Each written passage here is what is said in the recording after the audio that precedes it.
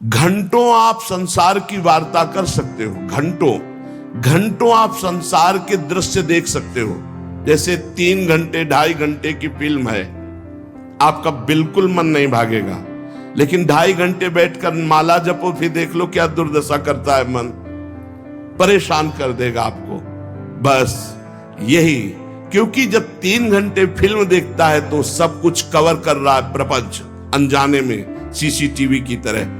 और जब नाम जप करते हो 3 घंटे, तो वो अंदर से मन को खाली कर रहा है, मन को निर्मल कर रहा है। ये बात पकड़ लो तो हिम्मत पूर्वक डटे रहोगे, और नाम जब छोड़ोगे नहीं तो तुम्हारा मन निर्मल हो गया। और जहां मन निर्मल हुआ, निर्मल जन मन सो मोहि पावा, वो भगवान को प्राप्त कर लेता है। ये विश्वास रखो, भगवान हर समय तुम्हें देख रहे हैं।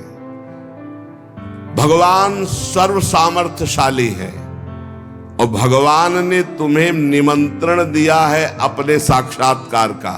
तभी मानव देह और साधु संग और भजन के रंग में चलने का अवसर मिला है। भगवान ने तुम्हें निमंत्रित किया, आओ परमानंद का भोग लगाओ। शब्द, स्पर्श, रूप, रस, गंध, ये सब चिदानंद में भगवान के, इनका आनंद लो।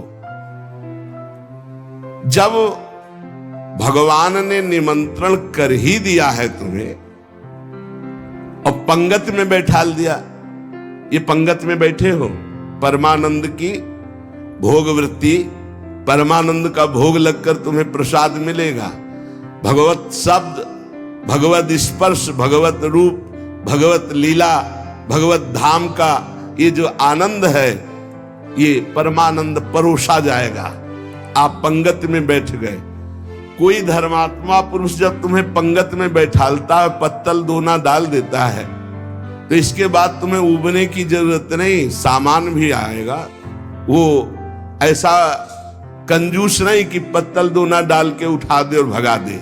तो भगवान ने तुम्हें बुलाया, वृंदावन आए, सत्संग सुनाया, अपने मार्ग में चलने का उत्साह दिया, तो भगवदानंद की प्राप्ति भी उन्हीं की कृपा से होगी। तुम चिंता मत करो। एक और तुम्हें बात बता दे खास, यदि भगवान के आश्रित हो गए हो, अंदर से दृढ़ भरोसा भगवान का, और निरंतर भजन भी नहीं होता, तो आपको निरंतर भजन का ही फल मिलेगा।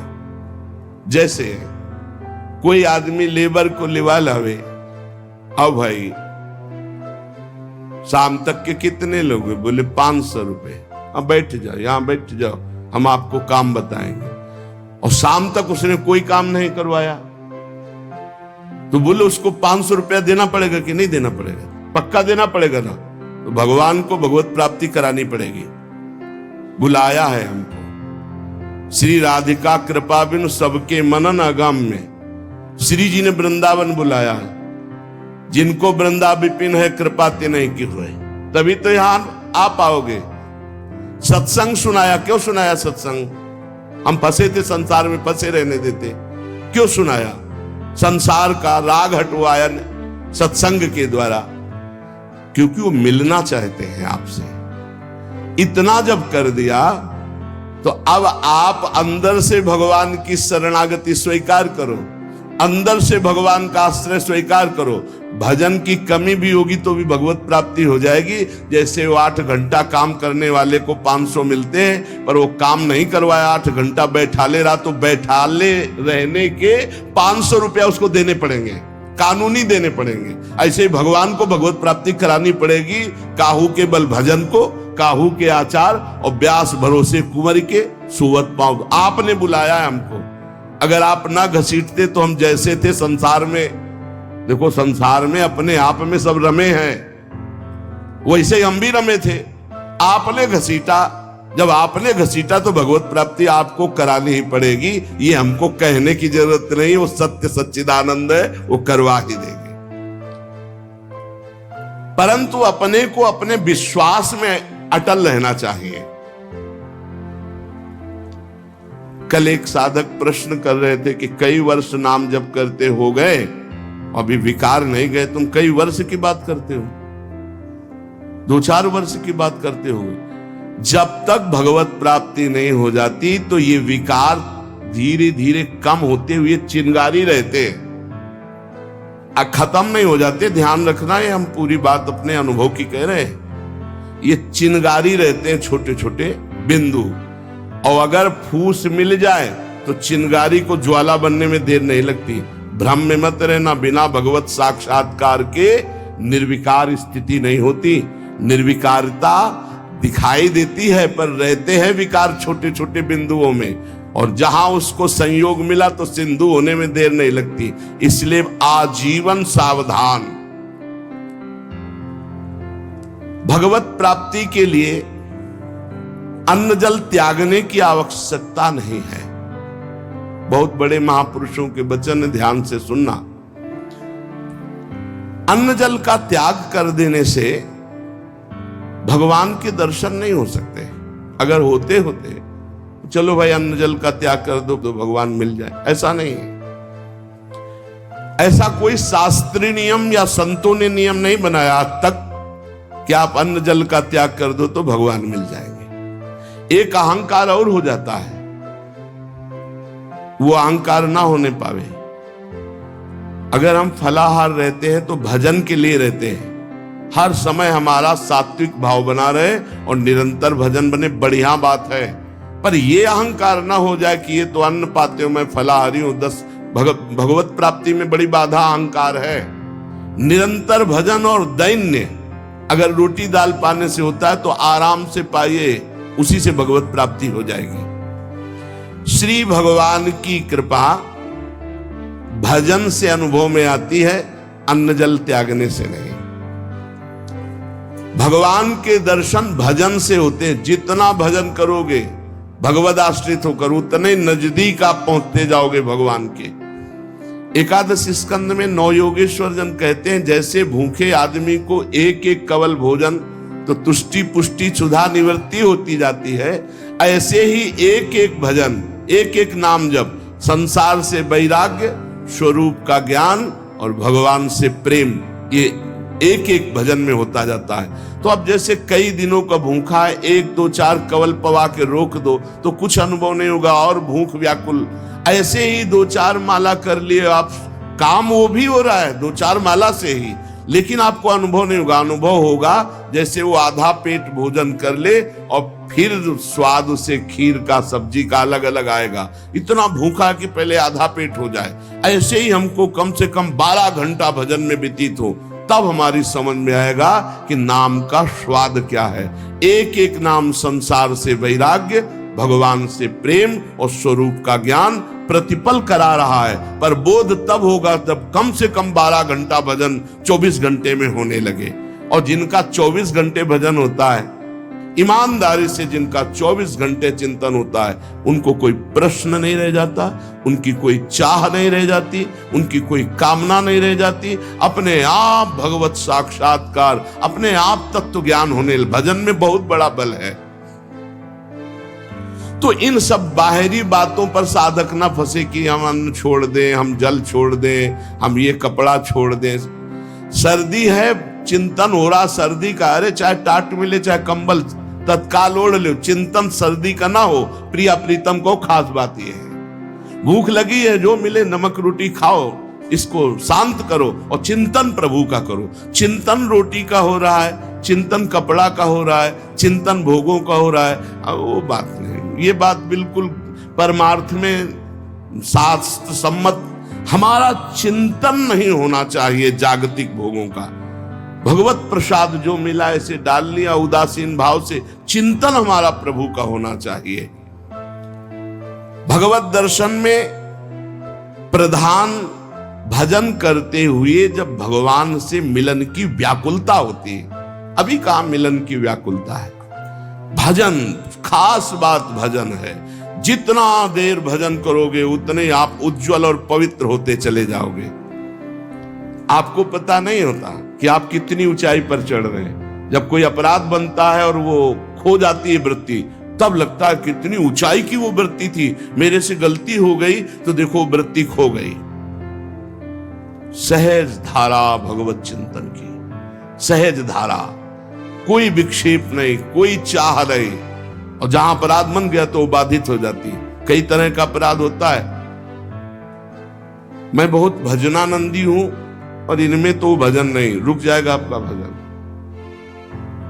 किसी से अपने को मिलाना, उसको अपने से नीचा देखना, मारे गए, आपका भजन रुक जाएगा। किसी की निंदा कर देना, किसी की ऐसी चेष्टा करना कि उसके भजन करने वाले हृदय में दुख पहुंच गया, अब आपका भजन अवरुद्ध हो जाएगा।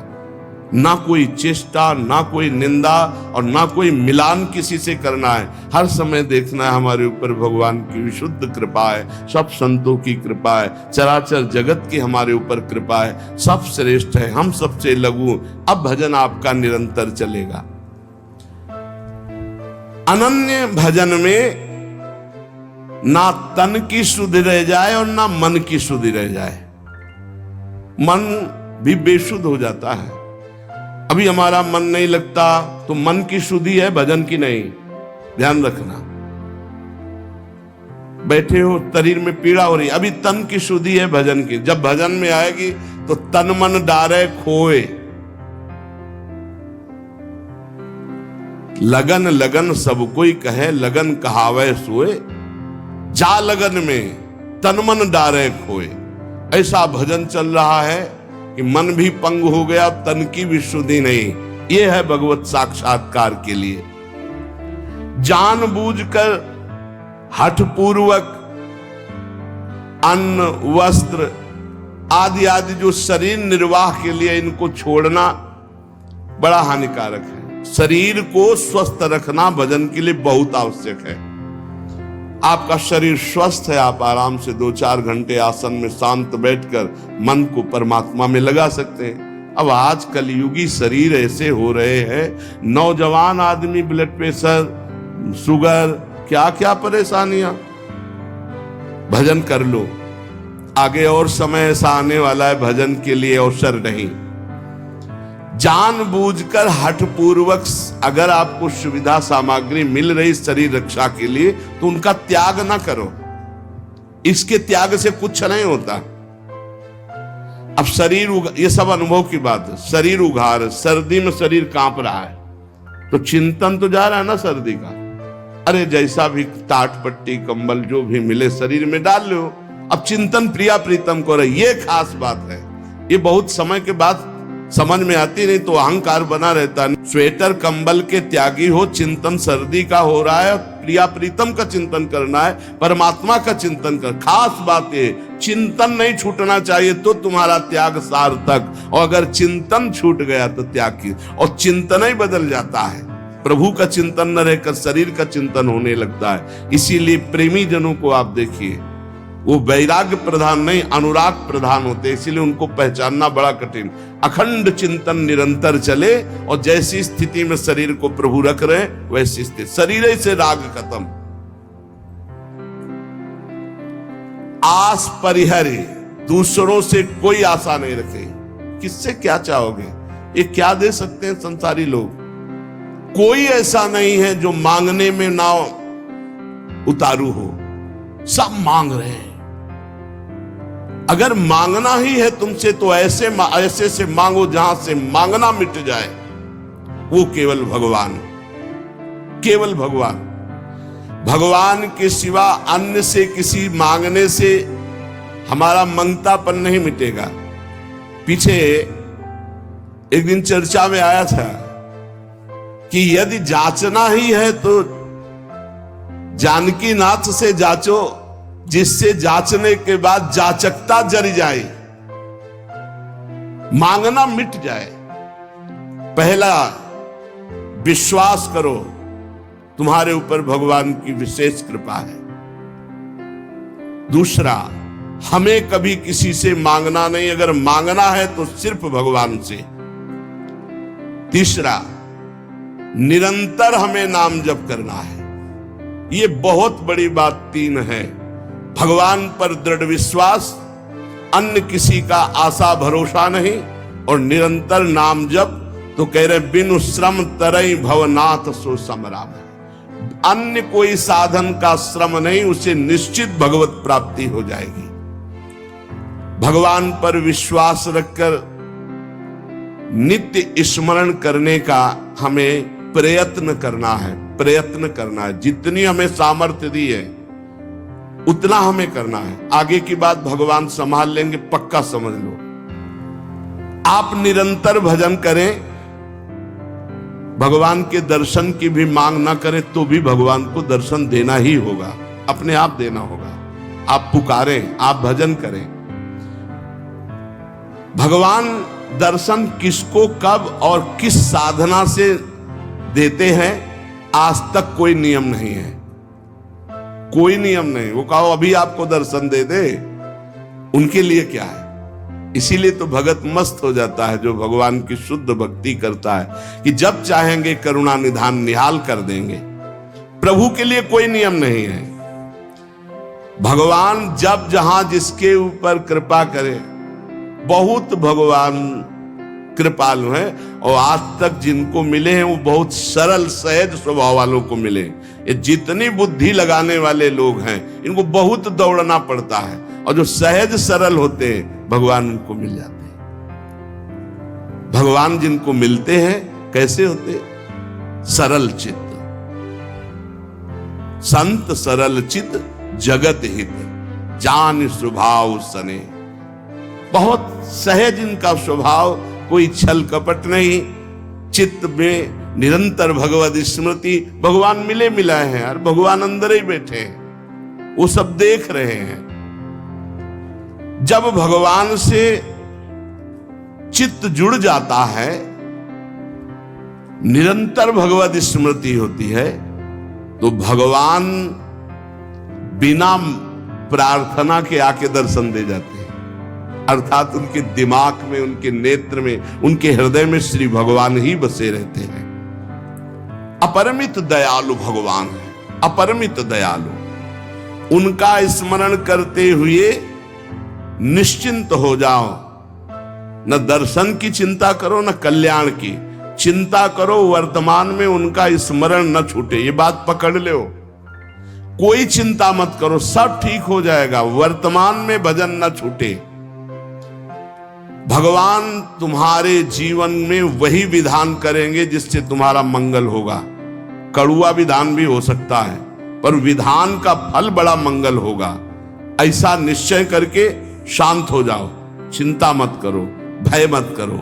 श्री भगवान की कृपा को देख देख कर तुम रुदन करोगे आनंद में। ऐसे वो कृपालु है।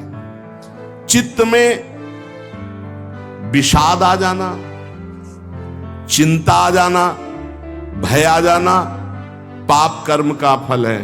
ध्यान करना, तुम्हारा चित्त विषाद युक्त हो रहा है,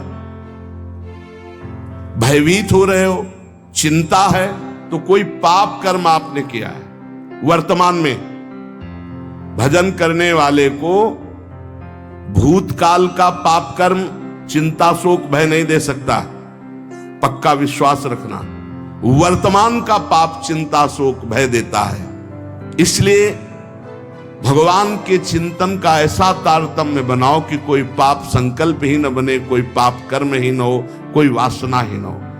महापापाचार्य, पापाचरण करने वाला बोले नहीं, महापापाचरण करने वाला और निर्वधि। कोई सीमा नहीं है कि कितना पाप कर, पाप में ही रहता है। असीम पाप करने वाला, निर्वधि असीम पाप करने वाला। महादुर्मति सते, सैकड़ों प्रकार की दुर्मति है।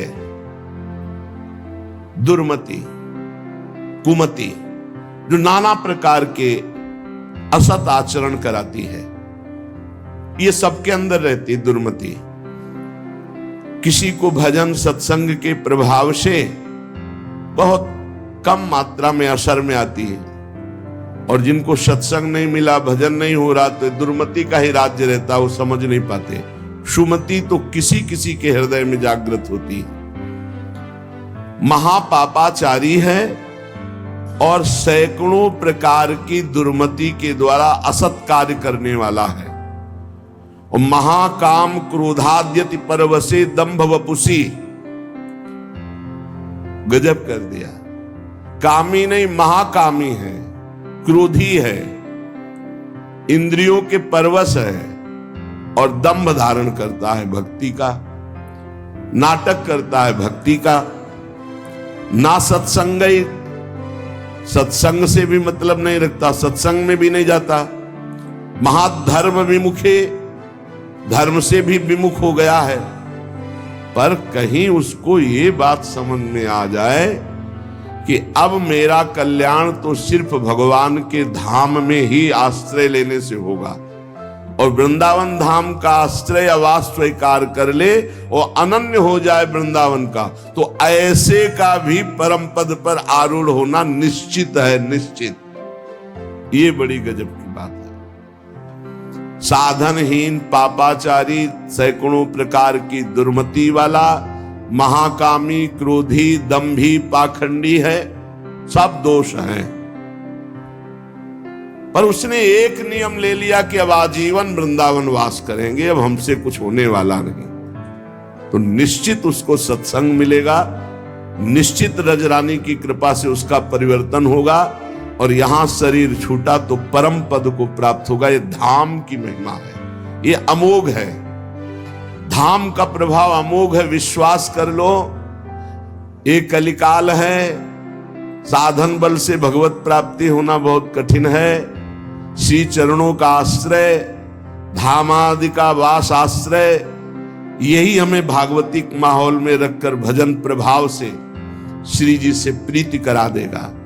ऐसे जगत में यदि हम प्रियालाल से विमुख है, धाम आदि का आश्रय नहीं लिए, तो देख लो ऐसी माया फैली हुई है, पूछो मत।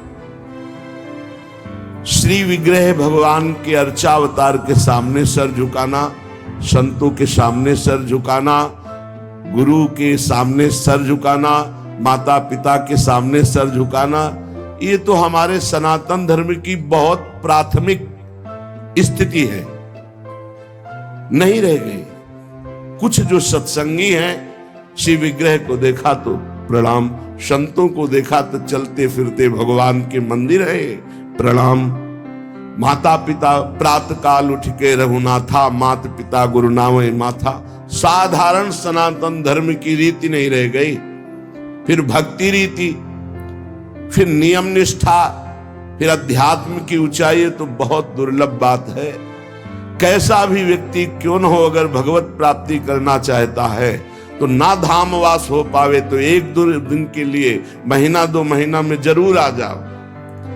इससे आपकी आध्यात्मिक पावर शक्ति बढ़ेगी, आपका उत्साह बढ़ेगा, आपको भगवत प्राप्ति की लालसा मिलेगी।